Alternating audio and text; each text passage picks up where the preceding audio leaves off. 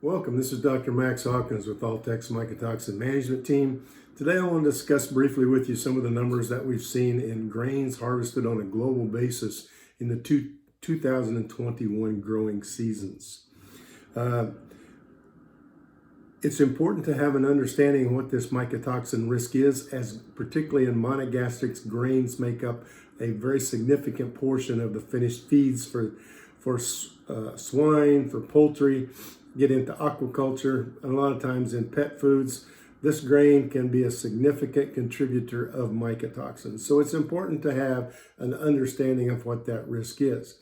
Global feed production is increasing, and as global feed production increases, more of these grains are moved, imported, exported around the globe, and we can move grain that contains mycotoxin from one country to another, from one continent to another in a very short period of time. So having this understanding, having this knowledge in hand to put together the most complete mycotoxin control program is imperative. Through Altex System this year, we had 2,134 samples of grain. That included 1,596 samples of corn grain and 538 samples of wheat and barley. These samples came from areas of North America, Latin America, primarily Brazil and Argentina, and throughout Europe. When we look at the corn, those samples that were included in that had an average of 6.03 mycotoxins per sample. This multiple mycotoxin challenge was present 87.5% of the time. And the multiple mycotoxin presence is significant because we get additive and synergistic effects, and therefore we create a risk that can be greater than one individual mycotoxin at a moderate or higher risk. Fusarium mycotoxins were the most occurring. So anything produced by a fusarium mold, such as type B trichothecenes, type A trichothecenes, fusaric acid, zearalenone, fumonisin,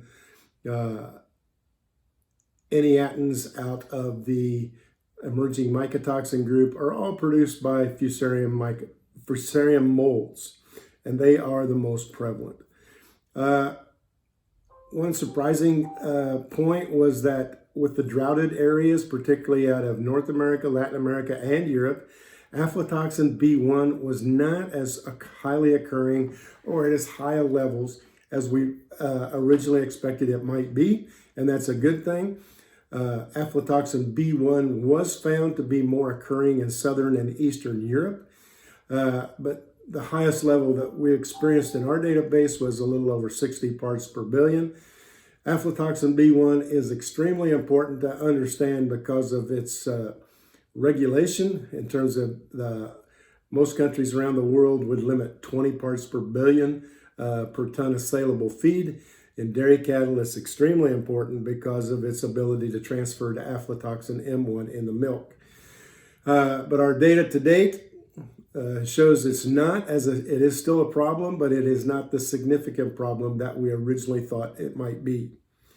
From the wheat and barley standpoint, there were 330 samples from Europe and there were 208 samples from North America.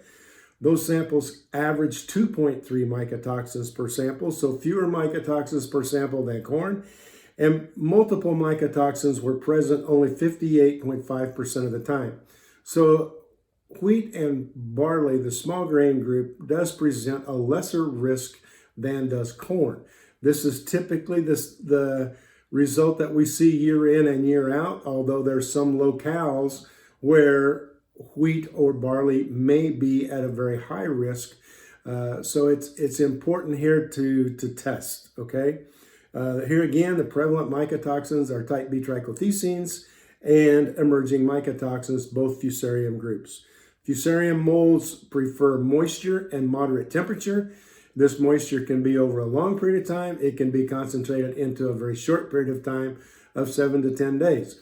So these events can be very localized, and therefore it's very important for everyone to test the grain that they're going to be using in their livestock feed. What's a level identified for one farmer.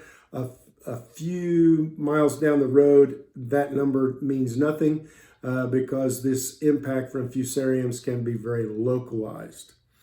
This just again creates the need for everyone to test, to understand the level of risk, which mycotoxins present that risk, so they can better formulate and put together a management control program to lessen the risk to their animals' health and performance. Thank you.